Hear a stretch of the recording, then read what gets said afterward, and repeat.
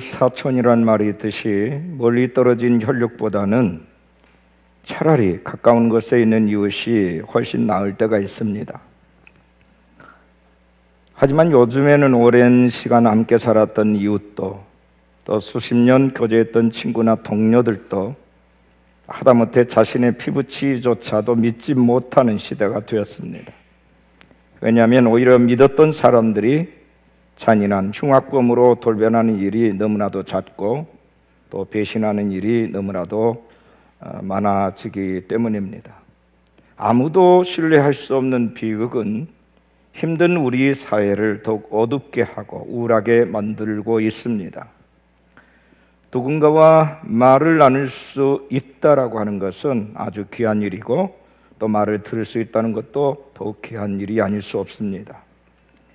예수님께서 갈릴리 호수 동쪽에 있는 데가볼리라고 하는 지역에 가셨습니다. 이 데가볼리라고 하는 지역은 10개의 헬라 도시들이 연합체를 이루어서 유대인들보다는 주로 이방인들이 살고 있는 그런 도시입니다. 그곳 사람들이 예수님께서 방문하셨을 때에 어떻게 환자들이 예수님께 많이 치유를 받을까 해서 몰려들었습니다. 그 가운데 귀먹고 말을 더듬는 한 사람을 데리고 와서 예수님께 고쳐주십시오 하고 간절하게 하소연을 했을 때에 예수님께서는 그 자리에서 그 환자를 고치지 아니하시고 그를 한쪽으로 데리고 가셨습니다. 그리고 자신의 손가락에 침을 묻혀서 환자의 양쪽 귀에 넣고 그 다음에는 혀에 대시고서 하늘을 향하여 탄식을 하시면서 신음소리로 말합니다. 에바다 하시니 그 환자가 즉시로 고침을 받았다 하는 그런 내용입니다. 에바다라는 말은 열려라, 풀려라 뭐 그런 뜻입니다. 막힌 귀야 열려라, 굳은 혀야 풀려라 하는 뜻입니다. 그 즉시 귀가 열리고 혀가 풀려져서 아주 분명하고 또록또록하게 말을 하게 되었고 주변 사람들이 깜짝 놀라게 되었다 하는 말씀이 오늘 본문의 사건입니다. 본래 사람은 귀가 먹으면 말도 잘 못하게 되었습니다. 못 들으니까 말을 배울 수 없어서 말투가 어눌해지는 거지요. 앞을 보지 못하는 소경보다도 더 착한 사람들은 귀가 먹고 어눌한 사람들입니다. 소경은 적어도 말을 들을 수가 있어서 어느 정도 대화가 가능하지만 귀머거리와 벙어리는 보면서도 대화를 할 수 없으니 그 고통은 이루 표현할 길이 없겠지요. 근데 귀가 있어도 듣지 못하고 입이 있어도 말을 못하는 사람들이 많습니다. 다시 말하면 영적으로 볼 때에 심령의 귀와 양심의 혀가 마비되어 버린 자가 많다 하는 얘기입니다. 우리 하나님의 거룩한 음성을 듣지 못하는 심령의 귀머거리가 있는가 하면은 의와 진실을 말하지 않고 자신의 유익을 위해서 침묵해버리는 마비된 혀를 가진 이들이 많습니다. 신앙인의 입장에서 볼 때에 귀먹고 어눌한 자의 가장 큰 단점은 강단에서 끊임없이 선포되어지는 하나님의 말씀을 들을 수 없다는 데 있습니다. 또한 찬양할 자유가 뭔지, 소리내어 기도하는 특권이 뭔지를 모릅니다. 물론 속으로는 하겠지만 그러나 종교적인 유로 습관에 의해 살 뿐이지 정말 진정으로 내가 믿는 나의 하나님, 나의 아버지를 위한 살아있는 찬양과 살아있는 기도가 없는 거예요. 이게 더 슬픈 일 아니겠습니까? 모든 사람과 더불어 경배하고 하나님을 노래한다라고 하는 것은 얼마나 귀한 일인지 모릅니다. 그러나 그들은 그렇게 할 수가 없는 것입니다. 그래서 오늘 말씀은 듣지 못하고 찬양과 기도의 특권을 빼앗긴 사람들에게 주신 교훈이다, 이렇게 말씀을 드릴 수가 있습니다. 그들에게 오늘 주님은 이렇게 말씀하십니다. 에바다, 에바다라고 말씀하십니다. 우리 한번 따라 하겠습니다. 에바다, 에바다, 열려라, 풀려라. 오늘 저와 여러분이 하나님의 말씀을 듣는 순간 열리시기를 바라고 풀리시기를 축원합니다. 저는 세 가지를 말씀드릴 것입니다. 첫 번째 드릴 말씀은 이 환자를 따로 데리고 가셨다. 무슨 말입니까? 1대1의 관계 속에 끌고 가셨다, 그 말입니다. 1대1입니다. 33절 말씀을 주목해서 예수께서 그 사람을 따로 데리고 무리를 떠났다 했어요. 무리에서 떠나서 따로 데리고 갔어요. 한적한 곳으로. 예수님은 기먹고 말 더듬는 사람을 한적한 곳으로 데려가셨다. 즉 1대1의 관계 속에서 그를 만나셨다. 우리의 상식은 이왕이면 여러 사람들 앞에서 멋들어지게 기적을 베풀면 훨씬 선전 효과가 뛰어나게 되고 파급 효과도 크지 않겠습니까? 그런데 예수님은 그렇게 하지 않았다는 겁니다. 오히려 쉬쉬하시면서 오직 하나님께만 영광을 돌리는 일과 그 치료받을 사람이 하나님 앞에 바로 서는 것, 그것에만 오직 관심을 두셨다 하는 말씀입니다. 36절 37절도 보세요. 예수께서 그들에게 경고하사 아무에게도 이르지 말라 하시되 경고하실수록 그들이 더욱 널리 전파하니 사람들이 심히 놀라 이르되 그가 모든 것을 잘하였도다. 못 듣는 사람도 듣게 하고 말 못하는 사람도 말하게 한다 아니라. 예수님은 쉬쉬했지만 오히려 사람들은 더욱 널리 전파를 했다. 그 기쁜 소식을 어떻게 침묵할 수 있었겠어요? 어떻게 가슴에 담아둘 수 있었겠습니까? 오늘 우리 사회의 불행은 다수의 대중들 속에 나라는 개인이 묻혀버려 있다 하는 데 있습니다. 묻혀버렸어요. 그러나 주님은 기적을 베푸실 때마다 철저하게 1대1의 관계를 중요하게 여기셨습니다. 누가복음 5장 16절에도 보면 예수는 물러가서 한적한 곳에서 기도하시니라. 자, 예수님의 경건 생활에 대한 말씀입니다. 많은 대중 속에서 물러가셔서 때로는 산에 혼자 올라가셔서 한적한 곳에서 하나님과 대면하셨다. 1대1로 독대하셨다, 그 얘기입니다. 하나님의 나라를 전파하는 바쁜 사역 가운데서도 때로는 예수님은 무리를 피하여서 한적한 곳으로 가셔서 전능하신 하나님과 단 둘이 깊은 교제를 나누셨습니다. 종교개혁자 마틴 루터는 너무너무 바쁘다, 나는 더욱 열심히 하나님 앞에 나가서 기도해야 되겠다 그랬습니다. 바쁠수록, 일이 많을수록 그 모든 일을 감당할 수 있도록 하기 위해서 하나님과 깊은 교제를 나누겠다. 나라는 개체가 어떤 사람을 만나고 어떤 일을 할 수 있는 한계나 역량은 분명히 있습니다. 한 사람이 할 수 있는 일의 양은 정해져 있어요. 그래서 우리가 한꺼번에 한 사람이 많은 일을 할 수 없어요. 그러나 하나님이 우리에게 개입하시면 더 많은 일, 상상할 수 없는 일들을 해낼 것이기 때문에 바쁠수록 일이 많을수록 까다로울수록 문제가 있을수록 나는 더 하나님을 만나기 위해서 깊은 교제를 해야만 한다. 이것이 마틴 루터의 생각이었어요.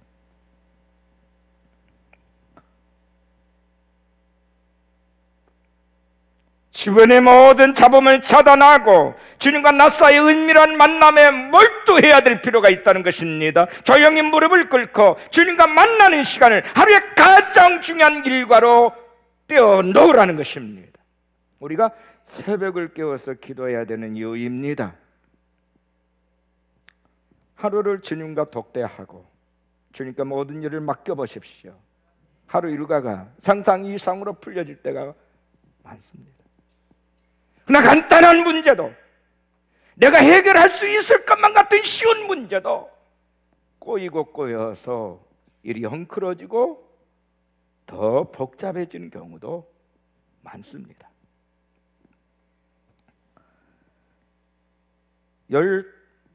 16살의 어머니가 죽고 아버지마저도 그를 부리던 농노들로부터 살해당하는 것을 지켜본 한 소년이 있었습니다. 그때부터 이 소년은 비뚤어지기 시작해서 비뚤어진 친구들과 함께 이른바 사회주의 운동에 참여했다가 체포돼서 사형 선고를 받게 됩니다.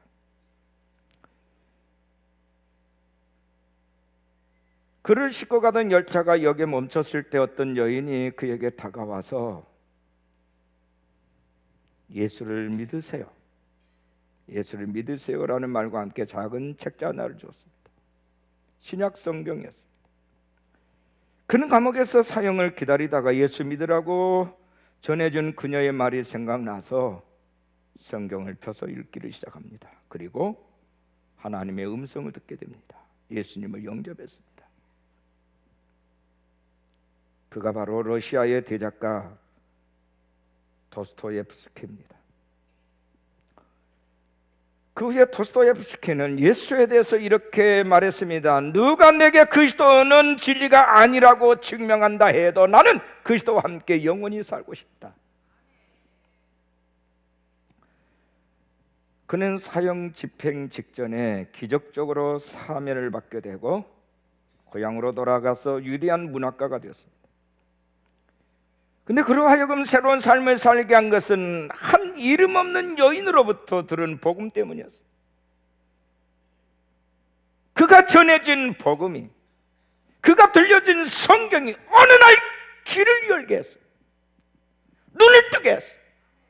보지 못한 것을 보게 됐고 들을 수 없는 하나님의 음성을 듣게 됐어요. 그는 거기서 다시 태어났어요. 공동체가 함께 예배를 드리는 것 매우 유익하고 중요합니다. 하지만 거기에 머물러 있으면 안 됩니다. 우리의 신앙의 가장 본질적인 것은 주님과 나 사이의 1대1의 관계인 것입니다. 개인적인 신앙 고백이 살아있어야 됩니다. 내가 믿는 하나님이 누구인가? 그분은 살아계신가? 나와 어떤 관계가 있는가? 그분은 실제 하시는가? 그분은 나의 아버지 맞는가? 나의 전능자 맞는가? 나는 그분을 얼마만큼 신뢰하는가? 그분의 말씀에 대한 순종의 비중을 어느 정도 두고 있는가에 대한 분명한 신앙 고백.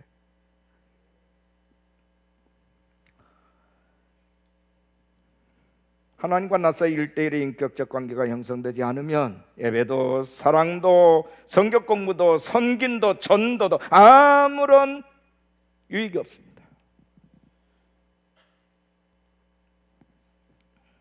1대1의 관계가 살아야 돼요.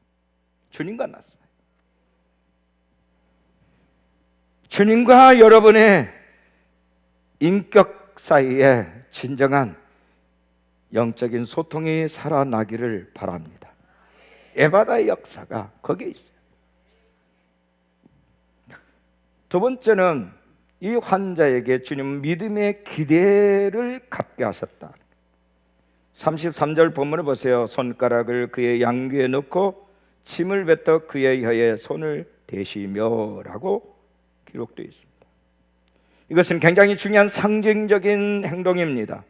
성경의 모든 상징은 우리의 믿음을 촉진시키는 의도가 담겨져 있습니다. 중요한 것은 예수님께서 이 환자를 고치시기 위해서 뭔가를 하셨다는 겁니다. 이 환자는 듣지도 못하고 말도 못합니다. 그러나 볼 수는 있고 감각도 있습니다. 그래서 예수님은 그의 감각에 자극을 주어서 메시지를 전달하셨습니다. 눈으로 보게 했고 감각으로 느끼게 했습니다. 다시 말하면 예수님의 이런 행위는 첫째, 기먹고 오늘한 사람을 치료해주겠다는 메시지를 분명하게 전달한 사건이고, 둘째는 동시에 이것을 믿음으로 기대하라라는 사인을 주셨다는 것입니다. 기대와 믿음, 이것은 절대로 분리될 수 없습니다. 우리가 주님을 믿고 신뢰를 한다면 그 주님을 기대해야 됩니다. 그의 귀를 만지시고 그의 혀에 손을 대셨습니다. 왜요? 하필 왜 귀고 왜 혀입니까? 주님께서 귀와 혀를 고쳐주시겠다는 적극적인 사인 아니겠습니까? 믿음을 가지라는 것입니다. 믿음을 가지라. 내가 너의 굳어버린 혀를 풀려줄 것이고 너의 귀를 열어줄 것이다. 믿음이 있는 곳에 하나님의 역사가 있어요. 믿음을 일으키시길 바랍니다. 여러분 안에 잠자고 있는 믿음을 깨우시기를 바랍니다. 죽어있는 믿음을 살리시기를 바랍니다. 믿음의 촉진이 우리 안에서 일어나야 됩니다. 그렇지 않냐고는 아무런 일을 기대할 수가 없어요. 예수님께서 소에게 한 사건이 있습니다. 마태복음 9장 28절 이하에 예수께서 집에 들어가심에 맹인들이 그에게 나오거늘 예수께서 이르시되 내가 능히 이 일 할 줄을 믿느냐? 대답하되 주여 그러하오이다 하니 예수께서 그들의 눈을 만지시며 이르시되 너희 믿음대로 되라. 할렐루야. 너희 믿음대로 될지어다 하시니 그 눈들이 밝아졌다 했습니다. 즉시로 밝아졌습니다. 내가 능히 너의 눈을 열어줄 줄로 믿느냐? 너의 눈을 뜨게 할 줄로 믿느냐? 주여 믿습니다. 그러하옵니다. 주여 믿습니다. 너의 믿음대로 될지어다 할 때 눈이 열렸어요.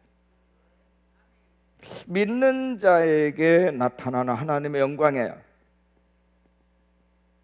하나님은 능력과 권세와 모든 힘과 모든 것을 소유하셨고 또 하나님이 말씀하시면 말씀하는 순간에 모든 것이 풀리고 열려지는 전능자이신 줄로 믿습니다. 그런데 그 하나님을 그 능력에 입각한 그 능력의 주인이신 하나님의 이름에 걸맞은 믿음과 신뢰를 우리가 보내지 않으면 우리에게는 아무런 일이 일어나지 않는다.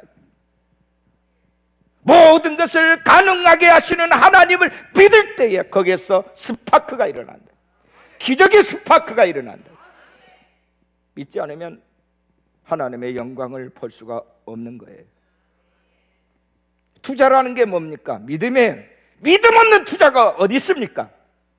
믿는다는 거예요. 망할 수도 있어요. 흥할 수도 있어요. 근데 흥하는 쪽을 선택한 거예요. 믿음이에요. 근데 그 투자를 하지 않고 심지 않고 거둘 수 있나요? 거둘 수 없지요. 세상의 모든 만사도 믿음 없이 되어지는 것은 아무것도 없어요. 하물며 전능하신 하나님의 놀라운 역사를 내가 믿지 않는데 하나님이 뭘 하실 수 있겠어요?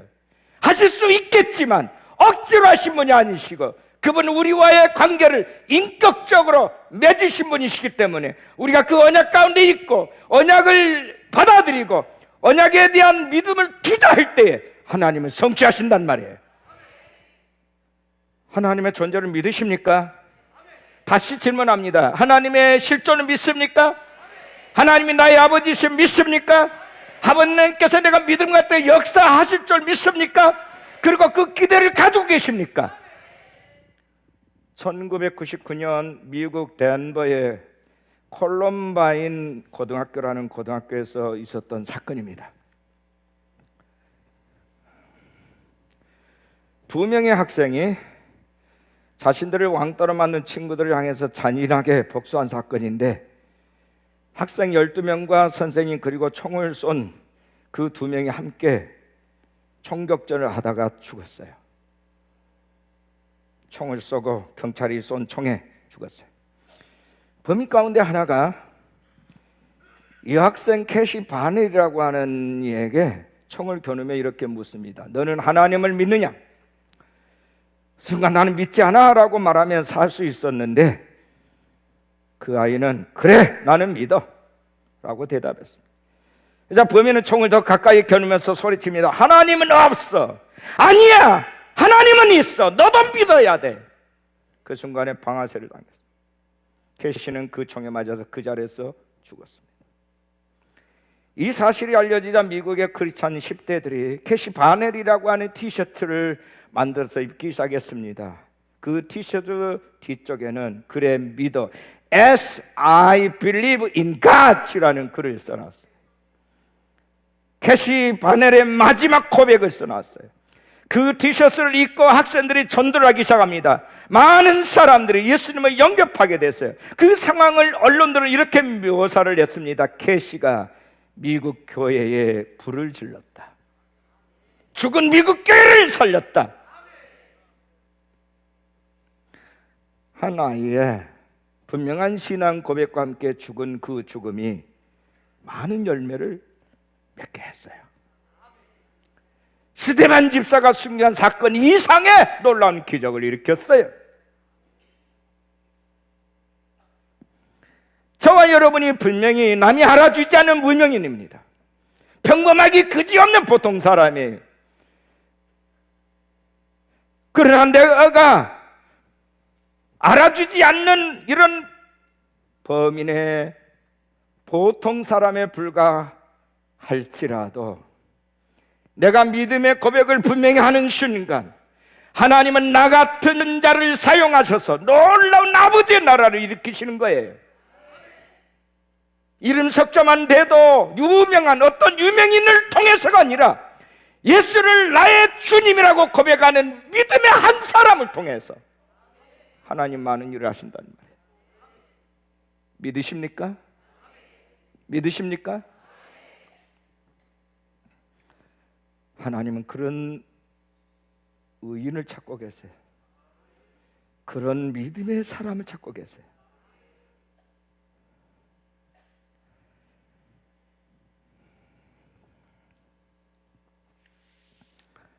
믿으면은 기대가 있어야 돼.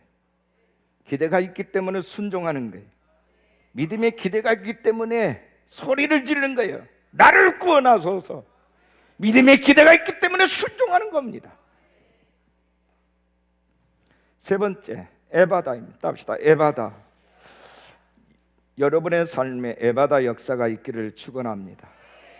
닫혀있는 모든 것들이 열리시기를 축원하고, 아멘이십니까? 굳어져 있는 모든 것이 풀려지기를 축원합니다.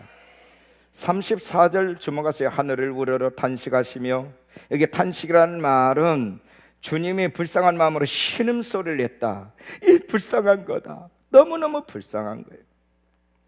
그러시면서 에바다 하시니 이는 열리라는 뜻이다. 에바다. 불쌍히 여기는 마음으로, 영혼 깊은 곳에 배어있는 사랑으로 주님은 신음소리를 쏟아뱉었어요. 너에게 열려질지어다. 에바다. 예수님이 그러셨듯이 전능하신 하나님을 바라보세요. 하나님을 우러러 그랬어요. 우러러. 우리는 하나님을 우러러 바라봐야 돼요. 땅을 바라보면 실망해. 그러나 하늘을 바라보면 희망이 보입니다. 계속되는 고통과 아픔이 있으십니까? 본문에 기먹고 어눌한 사람처럼 만성적인 질병이나 문제들로 인해서 답보 상태에 빠져 있지는 않습니까? 이를 바라보시기를 바랍니다. 하나님을 바라보시기를 바랍니다. 에바다만이 살 길입니다. 여기 에바다에는 우리에게 적어도 세 가지를 교훈해줘요. 세 가지를 열려져야 된다는 교훈을 주고 있다는 겁니다. 첫째는 신령한 눈이 에바다 되라. 신령한 눈이 열려라. 여러분의 신령한 눈이 열리시기를 축원합니다. 영안이 열려야 인생을 바로 살 수 있어요. 마태복음 6장 22절에 눈은 몸의 등불이니 그러므로 내 눈이 성하면 온몸이 밝을 것이다. 내 눈이 성한다면 내 온몸이 밝아지게 될 거다. 육의 눈일까요? 아니에요. 마음의 눈이에요. 마음의 눈. 자기의 실존을 볼 수 있는 눈, 하나님을 볼 수 있는 눈이에요. 마태복음 16장 3절에도 너희가 날씨는 분별할 줄 알면서 시대의 표적은 분별할 수 없느냐. 자, 영안이 닫혀있기 때문에 시대적 사건을 통해서 하나님의 뜻을 분별을 못한다는 거죠. 구름이 많으면 비가 올 거다. 그런 것을 분별하면서 시대의 흐름에 대해서는, 시대의 표적에 대해서는 분별할 눈이 없다는 거죠. 그래서 요한계시록 3장 18절 이렇게 말합니다. 내가 너를 권하노니 내게서 불로 연단한 금을 사서 부요하게 하고 흰옷을 사서 입어 벌거벗은 수치를 보이지 않게 하고 안약을 사서 눈에 발라보게 하라. 약국에 가지고 안약을 바르면 신령한 눈이 열립니까? 아니에요. 안약을 사서 말. 너희가 어떤 고난과 어떤 힘든 일이 있더라도 대가를 지불해서 성령의 인도하심을 받는다면 성령께서 네 눈을 열어주실 거다. 그 말. 사울의 눈에서 비늘을 벗겨서 신령한 눈이 열리게 하셨던 것처럼, 예수를 보지 못하고 알지 못했던 그의 눈을 열어주셨던 것처럼, 너가 안약을 사지 않느냐? 대가를 지불해라. 십자가의 고난과 아픔과 고난이라는 대가를 지불하면 너도 신령한 눈이 열린다, 그 말이에요.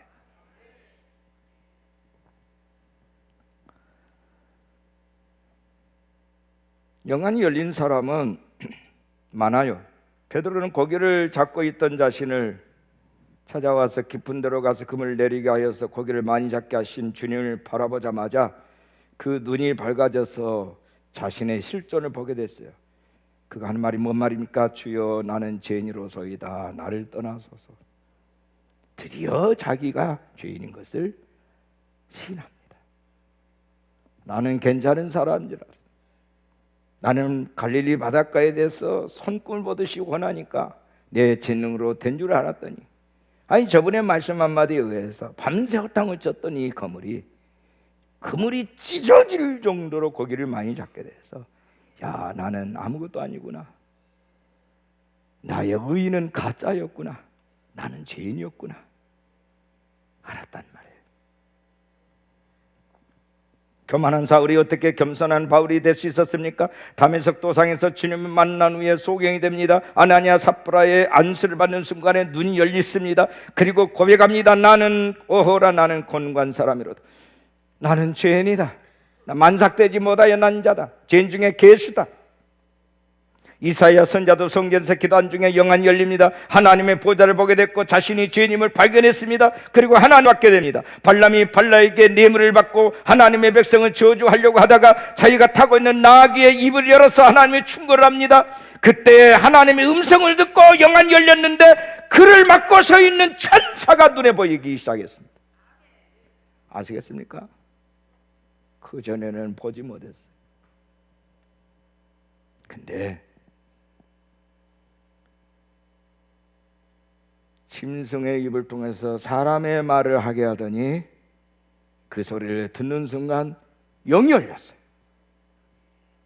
그를 맡고 있는 천사를 그는 보게 됐어요. 여러분, 육안으로 보이는 게 다가 아니에요. 말세에 내가 내 남종과 여종에게 성령을 보내는데 너희 자녀는 예언할 것이요 젊은이는 환상을 보고 늙은이는 꿈을 꾸게 되리라. 할렐루야. 영의 세계가 열리게 되고 보이게 됩니다.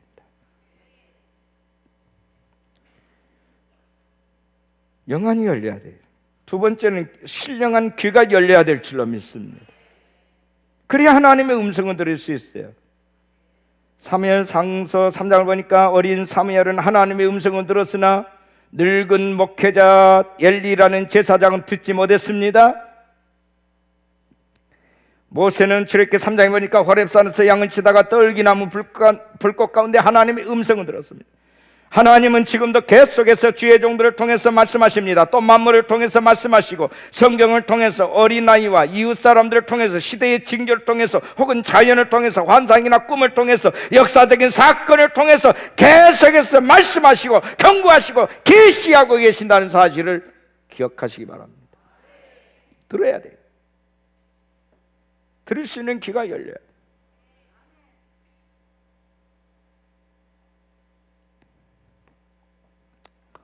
세 번째, 신령한 입이 에바다 되시기를 축원합니다. 입이 열려야 돼요.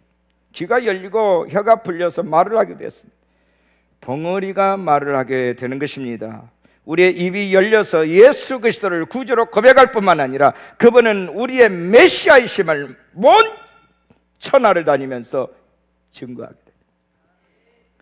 불필요한 말, 쓸데없는 말만 하는 우리의 입이 아니라 이제는 믿음의 말을 쏟아내는 그런 하나님의 백성이 된다는 얘기입니다. 옛사람의 입은 밤낮 불평, 불만, 저주, 탄식, 절망의 소리만 쏟아냈습니다. 그러나 신령한 입이 열리면 범사의 감사와 찬송과 기쁨이 충만해서 하나님께 영광을 돌리게 될 뿐만 아니라 내가 믿는 예수, 그 귀한 복음을, 기쁜 소식을 모든 사람들에게 전하지 않을 수가 없다. 아멘이십니까? 주 예수의 이름으로 여러분의 입이 에바다 되시기를 축원합니다. 그리스도인들은 하나님으로부터 보고 들은 것을 말로 표현해야 됩니다. 눈과 귀가 열려져서 보고 듣게 되면 그것을 표현하는 것이 그리스도인인 것이죠. 은혜 받고서도 그 은혜 받은 것에 대한 감사에 표현을 하지 못하는 것은 배은망덕한 행동입니다. 그러면 영적으로 입이 열린 사람은 마땅히 하나님의 귀하신 이름을 높이고 찬송해야 합니다. 아무나 할 수 있는 것이 아닙니다.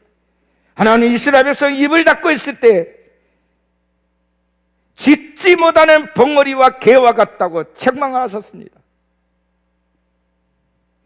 모름지기 그리스도인은 입이 열린 자가 되어야 될 줄로 믿습니다. 믿음이 약한 자에게, 믿음이 없는 자에게 여러분의 입이 열려서 그들에게 소망의 메시지를 전하게 되면 믿음 없는 자가 믿음을 갖게 되고, 소망 없는 자가 소망 갖게 되고, 병든 자가 치료와 회복에 기대를 갖게 될 줄로 믿습니다. 우리 예수 믿는 사람들은 예수 이름으로 사람을 죽이기도 하고 살리기도 합니다. 이거 여러분 기억하셔야 돼요.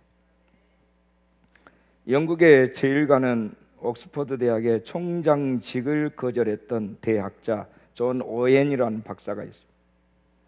그분은 언제나 겸손하고 겸손했어요.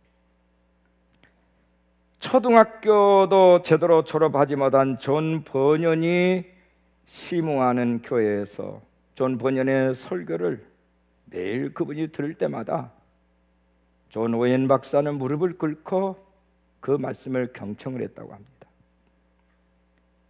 이 사실이 찰스 대제에게 알려졌어요. 너무 의아해서 그를 불러가지고 어떻게 그 초라하기 그지없는 그 한 목회자 앞에서 당신은 그렇게 무릎을 꿇고 말씀을 경청할 수 있다는 말인가? 당신은 혹시 예식자 아닌가? 야, 그게 궁금하다. 그럴 때에 존 오웬 박사는 찰스 대제에게 이렇게 말했어요. 전하, 나에게 저 땜쟁이의 신령한 능력과 계시가 있다면 오늘이라도 당장 기쁘게 이 모든 학식과 지혜를 버리겠나이다. 근데 유감스럽게도 내게는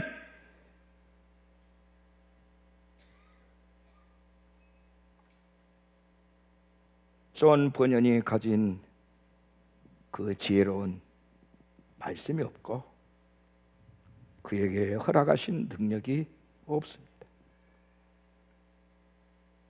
그래서 나는 오늘 또 주님 앞에 엎드려서 아버지, 주의 종에게 주는 계시와 능력을 저에게도 주십시오.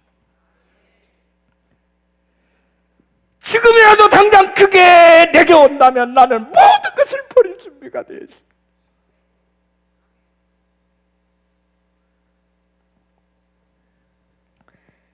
세상에 많은 소리들이 있어요. 철학자들의 소리, 지식인들의 소리, 인문학자들의 소리, 정치인들의 소리, 얼마나 우리가 많이 듣고 속았는지 알 수 없어요. 신물이 나지요. 그러나 우리 하나님의 소리는 들어도 되고 안 들어도 되는 그런 소리가 절대적으로 들어야 될 소리예요. 하나님의 소리가, 아버지의 메시지가 우리에게서 차단되는 순간 우리는 죽은 목숨.